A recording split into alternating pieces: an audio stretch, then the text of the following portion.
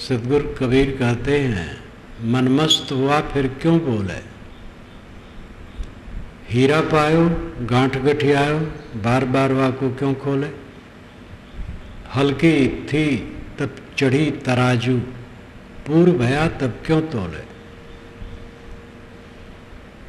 हंसा पायो मान सरोवर, ताल तलैया क्यों डोले। तेरा साहेब है घट भीतर, बाहर नैना क्यों खोले। कहत कबीर सुनो भाई साधो, साहेब मिल गए तिलोले। मनमस्त हुआ फिर क्यों बोले। हीरा पायो गांठ गठियायो, बार बार वाको क्यों खोले। हल्की थी तब चढ़ी तराजू, पूर्व भया तब क्यों तोले। सुरत कलारी भई मतवारी, मदवा पी गई बिन तोले। हंसा पायो मान सरोवर, ताल तलैया क्यों डोले। तेरा साहेब है घट भीतर, बाहर नैना क्यों खोले। कहत कबीर सुनो भाई साधो, साहेब मिल गए तिलोले। मनमस्त हुआ फिर क्यों बोले। जब मन आत्मलीन हो गया तब क्यों बोले। यहां बोलने का अर्थ है विवाद करना, कलह करना। बोलने की एकदम मनाही नहीं है। जबान मिली है, जबान में दो इंद्रियां, एक ज्ञान इंद्रिय है और एक कर्म इंद्रिय। यह एक ऐसी इंद्रिय है और बाकी सब अलग अलग है। इसमें रसन है और वाक है। रसन इंद्रिय ज्ञान इंद्रिय है, वाक इंद्रिय कर्म इंद्रिय। रसों का ज्ञान जिह्वा से होता है, इसलिए ये रसन इंद्रिय है, ज्ञान इंद्रिय, रस का ज्ञान करने वाले। लेकिन वाक इंद्रिय भी इसमें है, बोला जाता है। जीभ न हो तो लोग बोल नहीं सकते। जिह्वा को वश कर लेने पर बहुत कुछ अपने वश में हो जाता है। स्वादासक्ति जीत लेना और वाणी में संयम कर लेना, ये बहुत बड़ी बात है। जीभ की लंपटता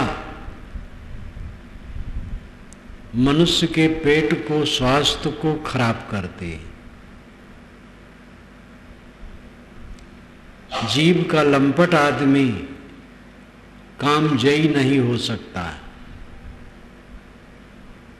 कामजयी होने के लिए, काम पर विजय करने के लिए जीभ की रसन इंद्रिय पर विजय करना बहुत जरूरी है।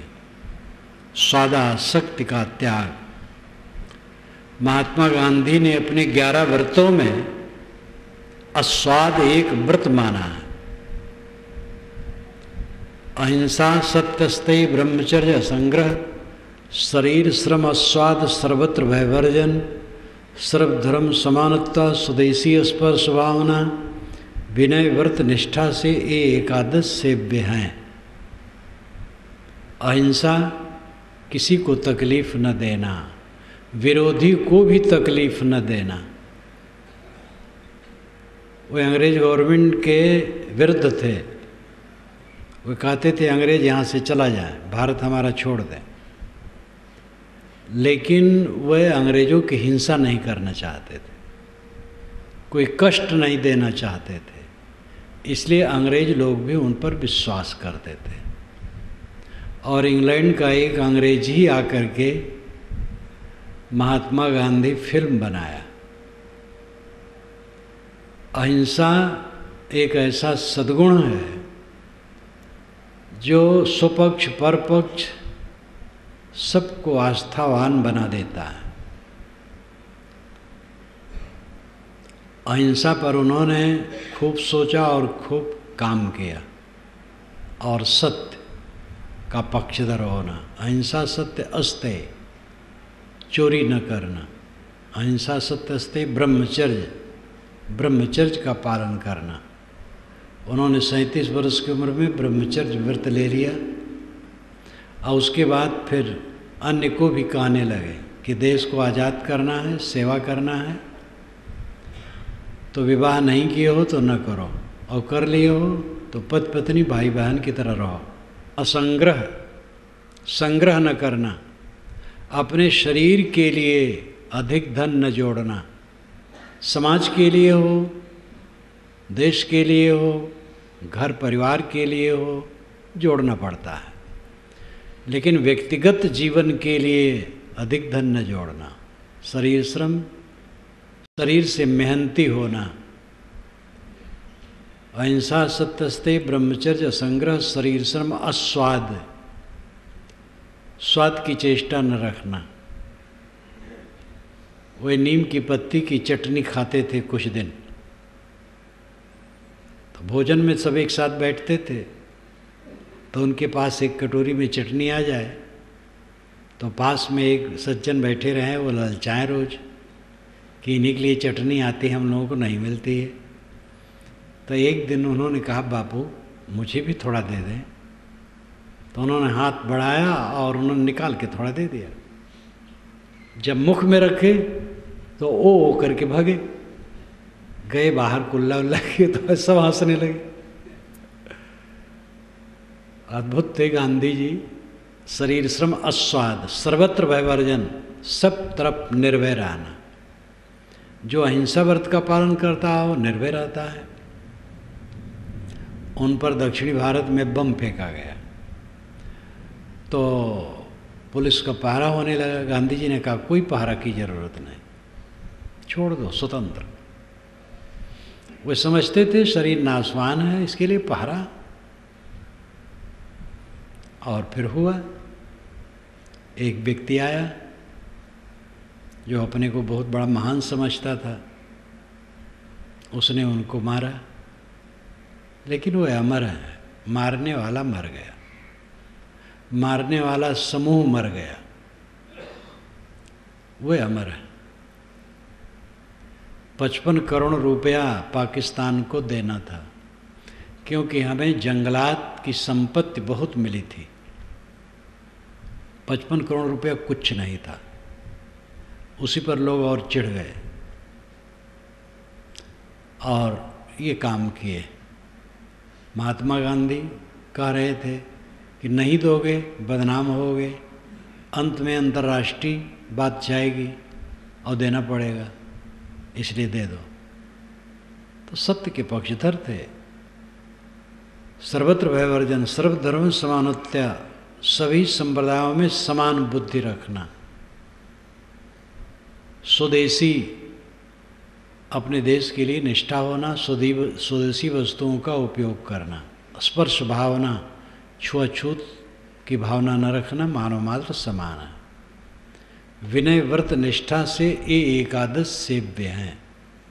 विनय व्रत और निष्ठा से ये 11 व्रत सेवन करने योग्य हैं।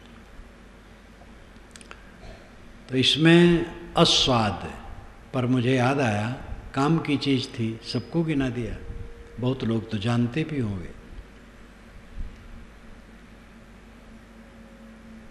जीवा के स्वाद को जीतो और वाणी को जीतो।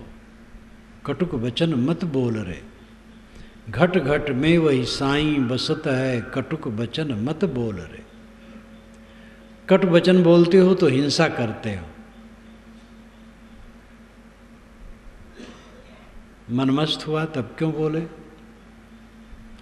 जब मन मस्त हो गया, आत्मतुष्ट हो गया, तो विवाद क्यों करें? विजानन विद्वान भवते नातिवादी, ये श्रुत वचन है। विजानन विद्वान, जो अच्छी तरह से जान लिया सत्य को, भवते नातिवादी, वो अतिवादी नहीं होता है, बढ़ कर बात नहीं करता है। मनमस्त हुआ फिर क्यों बोले? हीरा पायो गांठ गठियाओ, बार बार वाकू क्यों खोले? हीरा मिल गया, गांठ में बांध लिया। उसको खोल करके दिखाने और प्रदर्शन करने की क्या आवश्यकता है? बोध और रहनी ये दो हीरा हैं। स्वरूप बोध और अंतर्मुखता। स्वरूप बोध, अपने रूप का बोध, अपने पदार्थ का बोध। स्वरूप में दो पद है, एक स्व एक रूप। स्व नाम खुद, रूप नाम पदार्थ, खुद का पदार्थ। खुद का पदार्थ क्या है? आत्मा, और कुछ खुद का पदार्थ नहीं। सब पदार्थ माटी, पानी, आग, हवा के कणों का जोड़ है, जो बन बिगड़ रहा है, जिसमें हमारा मोह है। वो माटी, पानी, आग, हवा के कणों का जोड़ है। वो सब अनात्म है, अनित्य है। मेरा पदार्थ तो स्वयं सत्ता है, शुद्ध चेतन मैं हूँ। ये आत्मबोध हीरा है, आत्मा हीरा है। हीरा तो पत्थर है, हीरा में क्या रखा है? और पत्थर ही नहीं है, कोयला है। अंततः बस वही है, मिट्टी, पानी, आग, हवा के कणों का जोड़। लेकिन दुनिया में उसका महत्व है, चिकना है, ठोस है, चमकता है। शौकीनों के लिए, धनवानों के लिए फैशन में उपयोग होता है। अब कहीं कहीं मशीनों में भी लगता है, वो घिसता नहीं। हीरा ही से हीरा कटता है, दूसरी चीज़ से नहीं। इसलिए अब यंत्रों में भी लगता है, वो काम करता है। उदाहरण जितने दिए जाते हैं वो सब छोटे होते हैं। संसार सागर, संसार का उदाहरण सागर से दिया जाता है। सागर कुल्ला भर पानी है संसार के सामने। संसार अनंत है, देश काल अनंत है, और अनंत देश काल में व्याप्त संसार है। और सागर उसके सामने एक कुल्ला भर पानी। लेकिन आखिर उदाहरण दे किसका? सागर से बड़ा तो और उदाहरण नहीं है, इसलिए संसार सागर कहा जाता है। सागर कुछ भी नहीं है, संसार बहुत बड़ा है। ऐसे आत्मा के सामने हीरा, पन्ना, पोखराज कुछ भी नहीं। आत्मा के समान आत्मा है। गगनम गगनाकारम, सागरम सागरोपमम। राम रावण यो युद्ध, राम रावण यो रिव। ये वाल्मीकि रामायण में अन्योन्य अलंकार में कहा गया है। गगनम गगनाकारम, आकाश आकाश के समान होता है। सागरम सागरोपमा, और समुद्र समुद्र की तरह होता है। राम रावण योर युद्ध, राम रावण योरिव। राम रावण का युद्ध राम रावण के युद्ध के समान है। राम रावण की युद्ध की विशेषता बताई, वो बहुत कलाबाजी दिखाई है, काव्य है। अन्योन्य अलंकार, जिसमें दूसरे का उदाहरण न दिया जा सके, उसको अन्योन्य अलंकार कहते हैं। सागर सागर के समान है, आकाश आकाश के समान है, आत्मा आत्मा के समान है। आत्मा के समान और क्या है? आत्मा हीरा है, और दूसरा हीरा क्या है? पवित्र रहनी, अंतर्मुख होने की प्रक्रिया, और पूर्ण अंतर्मुख हो जाना, ये हीरा है जीवन में। दुख क्या है? बहिर्मुख रहना। छूटने वाली वस्तुओं में मोह करना हमारी हद दर्जे की मूर्खता है, और इस मूर्खता में हम अनादिकाल से फंसे। फिर भी अपने को बुद्धिमान मानते हैं, ज्ञानी मानते हैं। जो वस्तु आज है कल नहीं है, स्वभाव। सारी वस्तुएं स्वभाव हैं। स्व अभाव, स्व नाम कल, अभाव नाम न रहना। नचिकेता ने यमाचार्य से कहा, कठ उपनिषद में एक कथा आती है, भगवन अस्तित्व के नायम अस्तित्व चेके। जब शरीर छूट जाता है तो एक कहता है कि आत्मा अमर है, वो रहता है। दूसरा कहता है कुछ नहीं रहता। एयम प्रेते विचिकित्सा मनुष्य।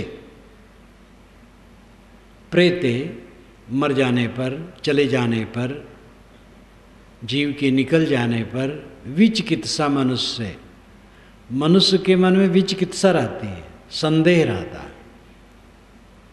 अस्तित्व के नाम अस्तित्व चेके, अस्ति इति एक ही। एक कहता अस्ति है, आत्मा अमर है, वो मरा नहीं, नाम अस्तित्व चेके। दूसरा कहता कुछ नहीं रहता, मर गए बस खत्म हो गए। तो महाराज बताइए सच क्या है? यमाचार्य ने कहा है बड़ा कठिन समाधान है, इसको मत पूछो। 100 वर्ष की जिंदगी ले लो, बहुत से बच्चे ले लो, स्त्रियां ले लो, बाजे गाजे राजकाज ले लो, स्वर्ग ले लो, 100 वर्ष जियो, ये सब ले लो, लेकिन आत्मा के विषय मत पूछो, ये बड़ा गूढ़ तत्व है। नचिकेता ने कहा महाराज स्वभावा, ये तो स्वभावा है। स्वनाम कल, अभाव नाम न रहना। ये कल नहीं रहेंगे, आज हैं कल नहीं रहेंगे। ऐसी चीज़ों से मुझे फंसाना चाहते हैं, ये मुझे नहीं चाहिए। भोगों से इंद्रियां जीर्ण होती है, मन खराब होता है। कौन विवेकवान विषयों का चिंतन करते हुए जीना चाहेगा? आप मुझे बताइए आत्मा के विषय में ही। तो उन्होंने लंबा व्याख्यान अपना दिया है कठोपनिषद में। इसको पढ़ना चाहें तो उपनिषद सौरभ में पढ़ सकते हैं, जो यहाँ उपलब्ध है।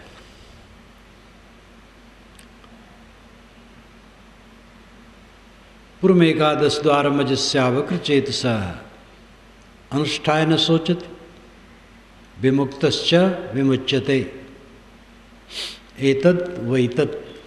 है नचिकेता, पूर्व एकादश द्वार मजस्यावक्र चेतसा, 11 दरवाजों वाला भवन ये शरीर है, और इसमें एक अज अवक्र चेतन निवास करता है। अज है, अजन्मा है, नित्य है। अवक्र है, शुद्ध सरल है।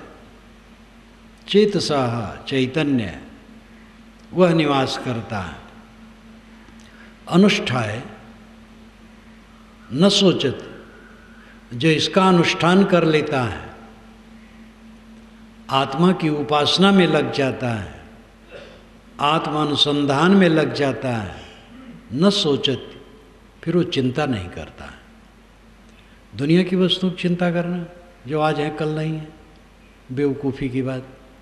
न सोचत विमुक्तश्च, वो जीवन भर मुक्त रहता है। अविमुच्यते, जब शरीर छूट जाता है सदा के लिए मुक्त हो जाता है। एतत् वैतत्। ऐ नचिकेता, जिसके विषय में तूने पूछा है वो यही आत्मा है। आत्मा हीरा है, वही अपना धन है, अपना स्वरूप है, जो देह से अतीत है, प्राण से अतीत है, मन से अतीत है, बुद्धि से अतीत है, अहंकार से अतीत है, शुद्ध चेतन है। और रहनी क्या है? अपने को समेटने की प्रक्रिया, चारों तरफ से अपने को लौटा लेने की प्रक्रिया, ये रहनी की साधना। और पूर्ण अंतर्मुख हो जाना, आत्मसंतुष्ट आत्मतृप्त हो जाना, ये रहनी है, ये हीरा है। जो इसको पा गया, गांठ में गठिया लिया, हृदय में धारण कर लिया, बार बार को क्यों खोले, क्यों उसका प्रदर्शन करे? विवेकवान प्रदर्शन नहीं करते, सत्पात्र के सामने बता देते हैं। अमृत केरी पूरिया बहुविधि दीन छोर, आप सरीखा जो मिले ताहि पियावो घोरी। साहब कहते हैं अमृत की पुड़िया, अमृत की गठरी मैंने हर प्रकार से खोल के रख दी है और घोल करके तुम्हें पिला दिया है। अब आप सरीखा जो मिले, आप जैसे सत्पात्र हैं, जिज्ञासु हैं, मुमुक्षु हैं, आप ही जैसा और कोई मिले तो उसे भी घोर के पिला दो। कबीर साहब में साधु शाहीपन बहुत था, सादा वचन कहना, सिमट के रहना, अन्याय को नहीं सहे, सबका अन्याय सबका कह डाले, लेकिन उनको कोई गाली दे कोई उत्तर नहीं, सिर झुका लेने वाले संत थे और क्रांतिकारी थे। क्रांतिकारी का अर्थ होता है आगे बढ़ते जाना, क्रांति, आगे बढ़ने की प्रक्रिया क्रांति, न रुकना, न फंसना, न उलझना, न अटकना। कबीर साहब संत थे, आध्यात्मिक पुरुष थे, लेकिन समाज की बुराइयों को देख के वो चुप नहीं रहे, काम उनका बन जाता, न कहते कुछ। कौन ब्राह्मण है, कौन शूद्र है, कौन किसको बुरा भला कहता है, कौन किसको क्या अधिकार नहीं देता, क्या मतलब? अपना मन समेटो, शांति लो। लेकिन उनको ये सहन नहीं हुआ। आदमी आदमी में भेद, हाण चाम का ढांचा सबका शरीर, और सबके अंदर में शुद्ध चेतन तत्व, मौलिकता में कोई अंतर नहीं, और जन्म सिद्ध पूज्य बने बैठे हैं कि हम जन्म से ही ऊंचे हैं। ये दादागिरी, ये राजनीति, पूरी राजनीति रही है। जन्म से हम पवित्र हैं और तुम जन्म से अपवित्र हो, घोर षड्यंत्र भरा विचार। और इसको उन्होंने ऐसा विदीर्ण किया है, कोई मुरव्वत नहीं, सीधा सीधा। जो तो ब्राह्मण ब्राह्मणी को जाया और राधे कहन आया, और जो तो तुरुक तुरुकनिक जाए पेटे कहन सुनत कराया। किसी को भी क्षमा करने वाले नहीं, गुरुओं को, साधुओं को, योगियों को। घर घर मंत्र देत फिरते महिमा के अभिमाना, गुरु सहित शिष्य सब बूढ़े अंतकाल पछताना। ऐसो जोगिया बदकर्मी, किसी को उन्होंने छोड़ा नहीं। नेहरू विश्वविद्यालय दिल्ली में जब मेरा प्रवचन हुआ तो शंका समाधान का भी पीछे समय रखा गया था। तो एक विद्यार्थी ने कहा कि कबीर संत हैं लेकिन वो फटकारते ही रहते हैं, गरम गरम ही हैं, तो शांति उनको कब मिली होगी। मैंने कहा यही तो उनको समझना मुश्किल है। एक तरफ से उनके अंदर से आग की ज्वाला निकलती है और दूसरे तरफ से शीतल फव्वारा। श्री विद्यानिवास मिश्र ने भी इसको बहुत बढ़िया कहा है, जो एक अच्छे विद्वान थे। अभी कुछ दिन हुआ उनका एक्सीडेंट में शरीर छूट गया, बहुत योग्य थे। विरोधाभास है। विरोधाभास का मतलब है विरोध रहे ना वो प्रतीत हो। वे खंडन करते हैं सरल चित्त से, राजनीति से नहीं। राजनीति बाजी लेकर के भी बहुत उल्टा पलटा कहा जाता है, वैसा नहीं, कुछ नहीं चाहते। जो निरीह मासूम मूक प्राणी हैं उनकी वे पक्षधरता करते हैं। भारत के 70% लोगों को मूक बना दिया गया था, वो बोल नहीं सकते, वेद शास्त्र में अधिकार नहीं, पढ़ने में अधिकार नहीं, कोई सामाजिक उच्च कर्म में अधिकार नहीं, बोल नहीं सकते। बादई शूद्र द्विजन सन हम तुमसे कछु घाट, जाने ब्रह्म सुव्य प्रवर आंख दिखावा डांट। जब डांटने लगे शूद्र ब्राह्मणों को तो ये कहने की जरूरत पड़ी कि तो कलयुग आ गया है। जिसको परंपरावादी मानते हैं कलयुग आ गया है, उसको क्रांतिकारी मानते हैं सतयुग आ गया है। तो निर्भय होकर के उन्होंने कहा, लेकिन वह गहरी शांति में थे। उनका जीवन ही उसका उदाहरण है।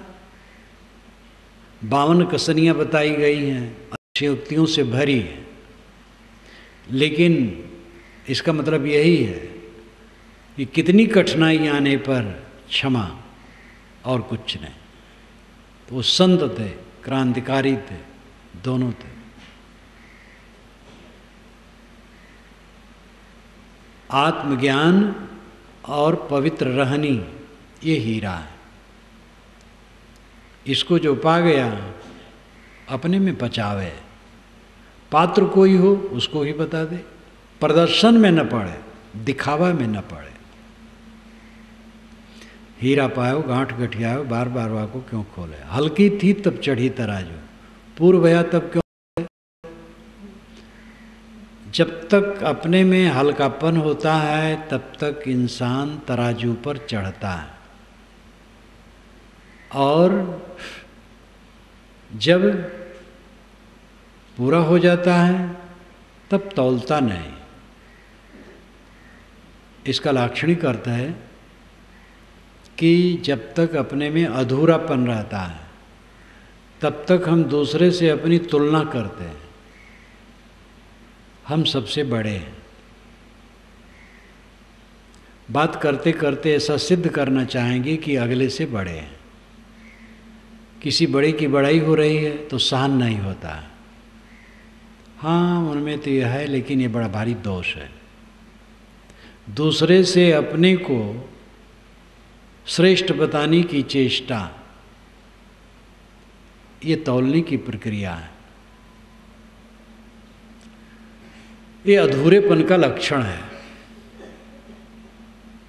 दूसरे से तुलना करने की क्या जरूरत है? अपने आप में सब अद्वितीय है। राम राम है, श्याम श्याम है। न राम श्याम हो सकते हैं, न श्याम राम हो सकते हैं। सब अपनी जगह पर महान है।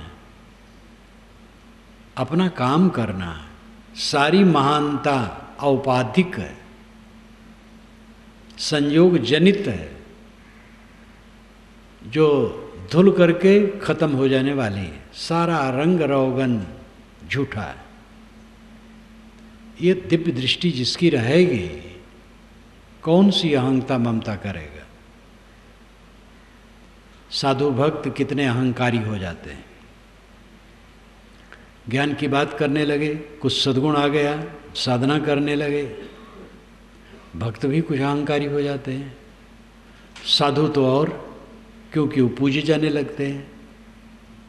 कितने तो यही समझते हैं साधु वेश पुजवाने के लिए है, और जल्दी जल्दी साधु वेश मिले और पुजवाऊं। और साधु वेश हो जाने के बाद तो बस एक ही काम है, लोगों से पुजवाऊं। महाअज्ञान है। साधु वेश एक सरल वस्त्र है। साधना में सरलता है, पहनने ओढ़ने में सरलता है, एक सात्विक भाव उत्पन्न करने वाला है। लेकिन विवेक न हो तो कपड़ा क्या करेगा? कायर आदमी के हाथ में तलवार दे दी जाए, तलवार क्या करेगी जब वो खुद कायर है? जब तक अपने आप में वैराग्य न होगा, ये कपड़ा क्या करेगा? पुजवाने के लिए साधु वेश समझना हद दर्जे की मूर्खता है। साधु वेश धर करके विनयी हो जाना चाहिए, और विनम्र और निष्काम। कोई पूछता है। गृहस्थ लोग साधुओं को पूछते हैं। पूजने में दो भावना रहती है, एक तो अपना मन पवित्र हो, दूसरी बात ये समाज की सेवा करते हैं, हमारी आध्यात्मिक सेवा करते हैं, तो हमें दुनिया की चीज़ों से सेवा करना चाहिए। हम दुनिया की चीज़ पैदा करते हैं, लौकिक वस्तु पैदा करते हैं, और या आध्यात्मिक साधना में रहते हैं और आध्यात्मिक शिक्षा देते हैं, तो हमारा काम है कि जो हमारे पास है उससे सेवा करो। तो अंतःकरण शुद्ध के लिए और फिर इसके साथ सेवा करना चाहिए, इस दृष्टि से करते हैं। अपने ही को मान लेना कि हम पूजे जाने के लिए हुए हैं, हद दर्जे का अज्ञान है। साधु सावधान, साधु ब्रह्मचारी। साधु कह देने पर ब्रह्मचारी लोग भी समझ लें, छोटे बड़े ब्रह्मचारी सब। विनम्र रहो सदैव, ये कई बार कहता हूँ कि साधु मार्ग में आने पर स्वाभाविक सद्गुण आ जाते हैं, मोटे दुर्गुण नहीं रहते हैं। और फिर कितने लोग ठंडे हो जाते हैं। अब वो समझते हैं हम तो साधु गुरु हैं, अपने माने रहते हैं हम साधु गुरु हैं, और हमारा यही काम है लेक्चरबाजी, दूसरे में लेक्चर दे दें बस। हम तो पूर्ण हैं, और यही गड्ढे में ले जाता है। अपनी मंजिल तक पहुंचो। मंजिल है स्वरूप स्थित। बीच में ठंडा ना जाओ, सामान्य सद्गुणों में संतुष्ट न हो जाओ। सद्गुण मात्र आ जाना साधु के जीवन का फल नहीं है। साधु के जीवन का फल है स्वरूप स्थित, मन का भय सर्वथा समाप्त हो जाना, जीवन मरण बराबर हो जाना, अंतिम स्थिति में रम जाना। ये साधु की साधुता है। इसलिए साधु बीच में ढील न हो।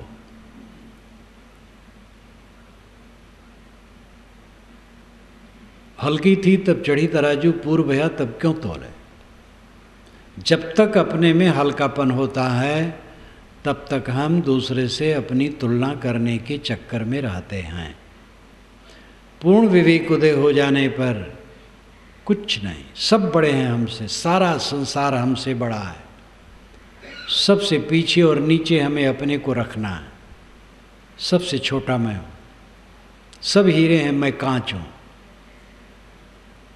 ये नहीं कि अंदर से वो अपने कांच मान लेता है, भ्रम में नहीं रहता, पूर्ण ठोस रहता है।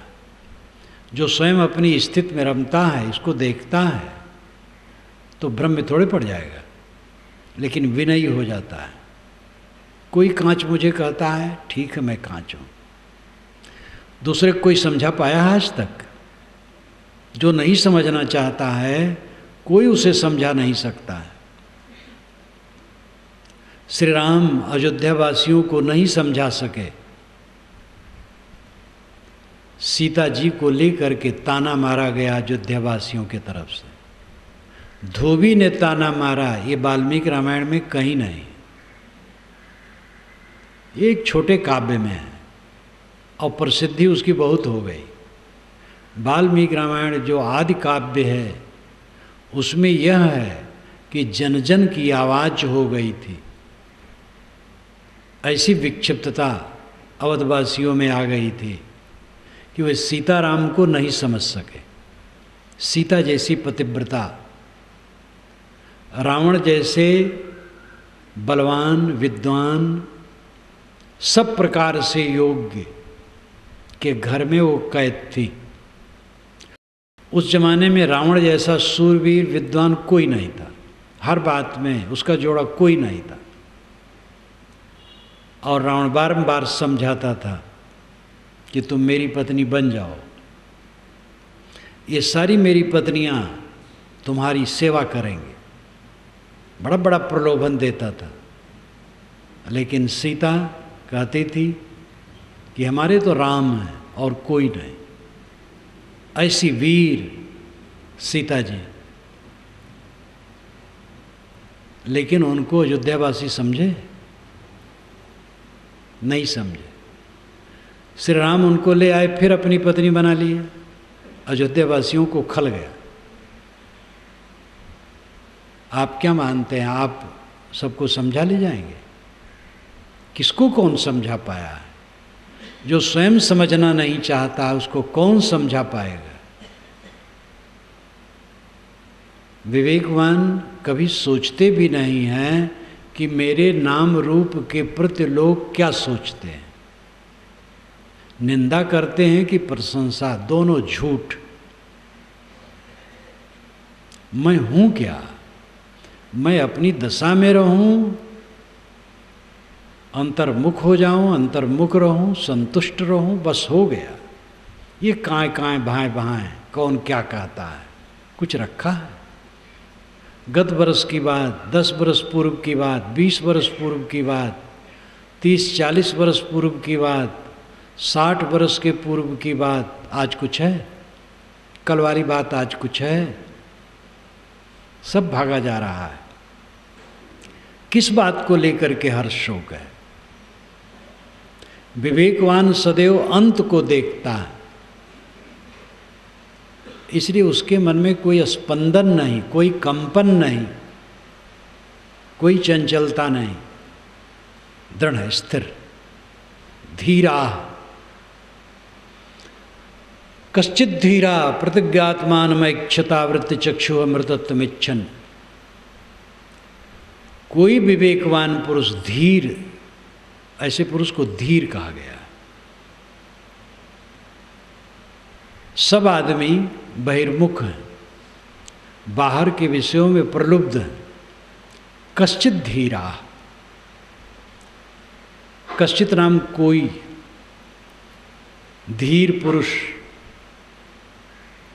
प्रत्यक आत्मन ऐक्षत, भीतर अपनी अंतरात्मा को देखते हैं, अपने आप को देखते हैं, अपने आप में स्थित होते हैं। ऐसी जगह पर धीर शब्द का प्रयोग श्रुतिवाणी में, बुद्धवाणी में, पुराने शास्त्रों में आता है। धीर, धीर वह है जो डिगे न, जिसमें कंपन न हो, चंचल न हो, स्पंदन न हो, चंचलता न हो। निंगते, गीता कहती निंगते न इंगते, इंगन कंपन। निंगते न इंगते, नहीं चंचल होता। ये अंतिम स्थित है। क्या सुख मिला, क्या दुख मिला, क्या सम्मान मिला, क्या अपमान मिला? कुछ नहीं। सब पानी की धारा की तरह बह जाने वाला है। इसलिए वो तुलना में नहीं पड़ता है। सब बढ़िया हैं, सब अच्छे हैं, और पूरे संसार की करुणा मेरे ऊपर है। कोई मेरी बुराई नहीं करता। मुझे अपने को देखना, मैं क्या हूं, बस। हल्की थी तब चढ़ी तराजू, पूर्व भया तब क्यों तोले। सुरत कलारी भई मतवारी, मदवा पी गई बिन तोले। सुरत कलवारिन बिना तोले मदरा पी गई, इसलिए मतवाली हो गई। कलवार, कलवारिन, शराब बनाने वाले, पीने वाले। आज कितने कलवार हैं जो भक्त हैं, संत हैं, सदाचारी हैं। अर्थ यह है कि मनोवृत्ति रूपी कलवारिन ज्ञान की मदिरा अनतोल पी लिया और मस्त हो गई। मस्ती की बात है, इसलिए शराब का भी रूपक है। साहब रूपक देने में बहुत कुशल हैं। श्रुत कलारी भई मतवारी मदवा पी गई बिन तोले। शराब की स्थिति में जो आदमी होता है गर्गाप हो जाता है, बादशाह हो जाता है, लेकिन जब उतरता है तब दरिद्र हो जाता है, दुखी हो जाता है। नशा रहता तब भी उसकी स्थिति अच्छी थोड़े रहती है, दिमाग चढ़ा रहता है। शराब छूना भी नहीं चाहिए, लेकिन ये ज्ञान का शराब, वैराग का शराब, भक्ति का शराब, जिसका फल होता है कि कुछ मेरा नहीं है, कोई मेरा नहीं, ये पक्की निश्चयता, सारी अहंता ममता समाप्त। जिसकी सारी अहंता ममता समाप्त हो गई, उसके मन में कौन सी पीड़ा रहेगी।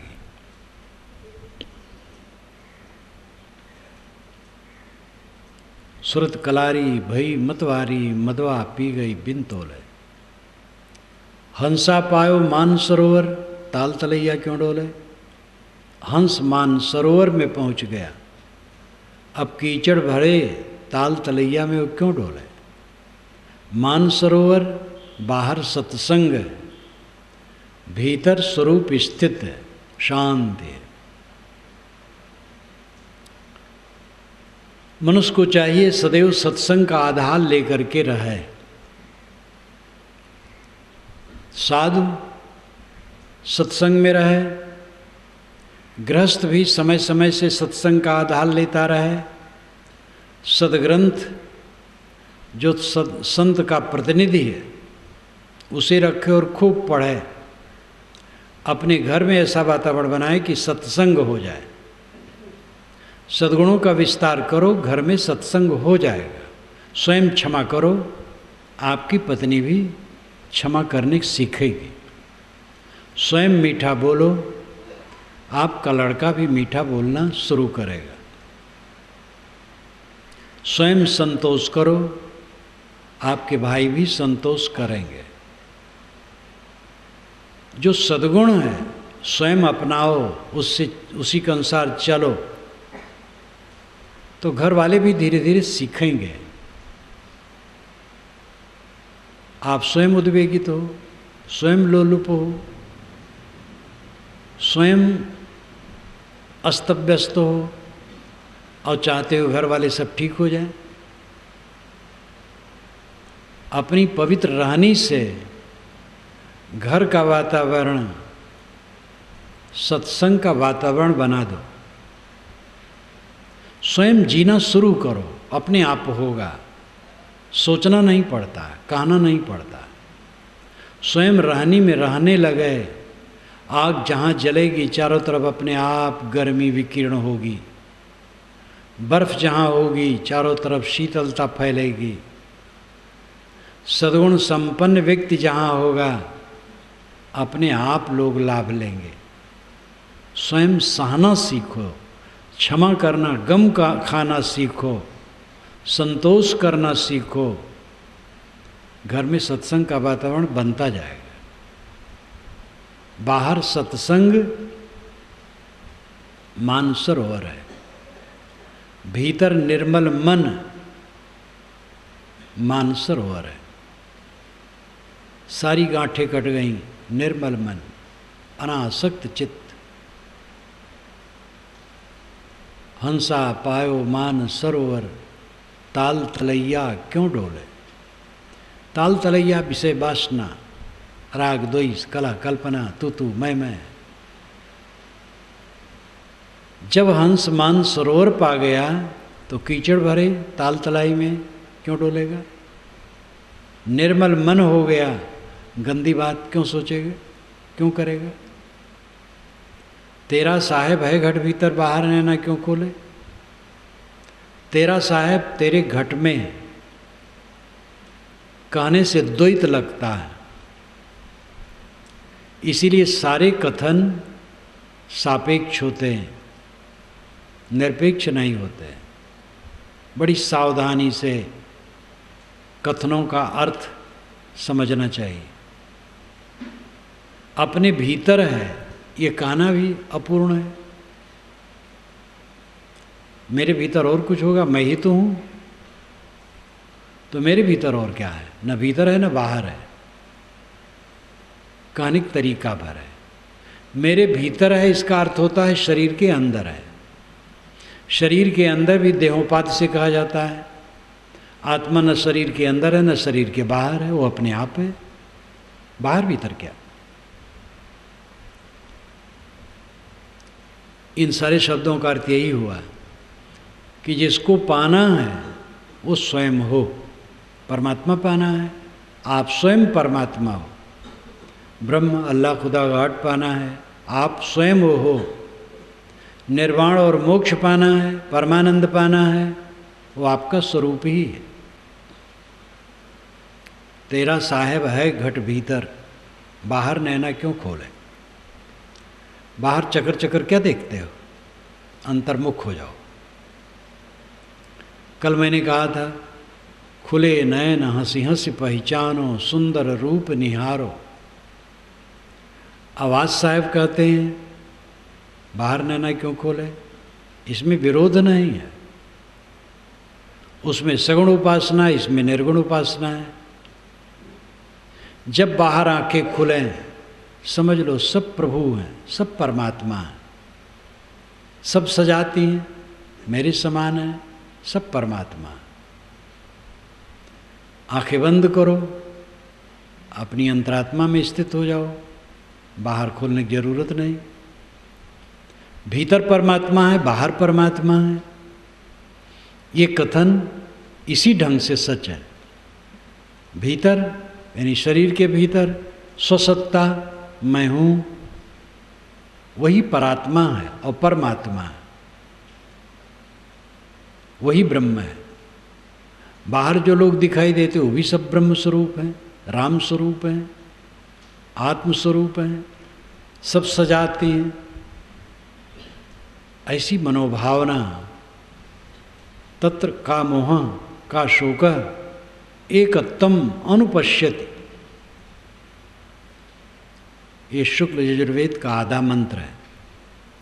तत्र का मोह, ऐसी अवस्था में पहुंच जाने पर मोह कहाँ और शोक कहाँ? एकत्तम अनुपश्यति, वो एकत्तम देखता है सब में। अनु कहते पीछे को, यहाँ पीछे से अर्थ है पीछे पीछे बारंबार। जो बराबर एकत्व देखता है वो मोह कहाँ करेगा, शोक कहाँ करेगा? तेरा साहेब है घट भीतर, बाहर नैना क्यों खोले।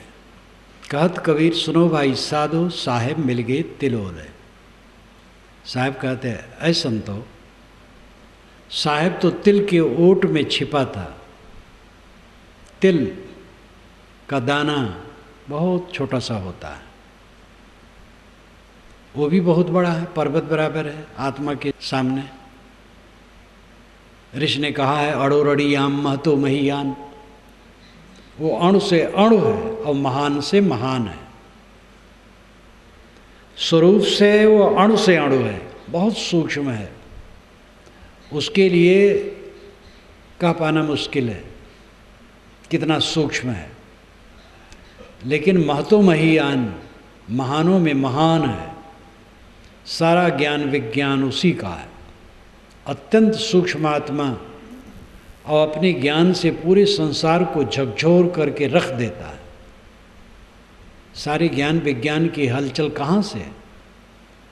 और न समझ करके प्रभुत्व की इच्छा से लोक ऐषणा में पढ़ करके राग द्वेष की हलचल वही किए है। अखबार पढ़ो तो लगता है दुनिया में आग लगी। राजनेताओं को तो सदैव आग लगी रहती है, हाय तौबा। और राजनेताओं के विचारों से अखबार पूर्ण होते हैं। इसलिए अखबार पढ़ने वालों को चाहिए बहुत सावधानी से काम भर की चीज़ देख लें, अपना समय उसमें ज़्यादा बर्बाद न करें। तो ये चेतन, ज्ञान स्वरूप चेतन अत्यंत सूक्ष्म और अपने गुणों में इतना महान सारा ज्ञान विज्ञान की हलचल इसी की देन है। सारे ईश्वरों देवताओं की कल्पना इसी ने की है। सारे शास्त्रों को इसी ने रचा है। भूत प्रेत जादू टोना जंतर मंतर का बवंडर इसी ने खड़ा किया है। अपने स्वरूप को भूल करके अनेक भ्रांतियों का सृजन भी इसी ने किया है।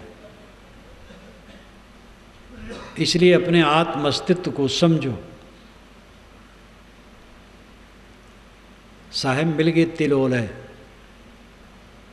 तिल के ओट में ब्रह्म राम परमात्मा छिपा था। हम बाहर खोज रहे थे परमात्मा को। बाइबल में भी लिखा है, क्या ईश्वर को कोई खोज के पा सकता है? कहीं के भी साधक हों, जब अंतर्मुख होते हैं तो उनको यही कहना पड़ता है, खोजोगे जहाँ तक वहाँ तक दुनिया की चीज़ मिलेगी। खोजना छोड़ दो, बस स्वयं हो। दौड़िया जहाँ तक मन की दौड़, दौड़ थका मन थिर भया, बस तो ठौर की ठौर।